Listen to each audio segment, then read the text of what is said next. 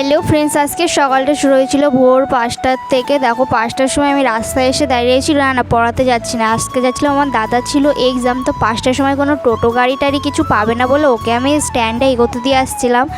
আর দেখো আমাদের নগরুকড়া বাজার 5টার সময় কেরম ফাঁকা। দেখো দাদাকে নামিয়ে আমি একা একা সাইকেল চালিয়ে বাড়ি চলে আসলাম। আর বাড়ি এসে আজকে মাও বাড়ি ছিল না, আমার মাসির আজকে অপারেশন ছিল বলে মা সকাল সকাল বেরিয়ে গেছিলো, তাই কিছু রান্নাও করেছিল না। তাই আমি দোকান থেকে গিয়ে একটা ডিম নিয়ে আসলাম, তারপরে ডিমটা দিয়ে ভাতগুলো ভাজা করে খেয়ে নিলাম। আর এটা খেতে খুবই টেস্টি হয়েছিল, নিজে বানিয়েছি বলে কথা। তারপর সারা দিন বাড়ি বসে বসে কি করব, স্নান টান করে আমি ক্লে দিয়ে কয়েকটা গয়নার জন্য জিনিস বানিয়েছিলাম।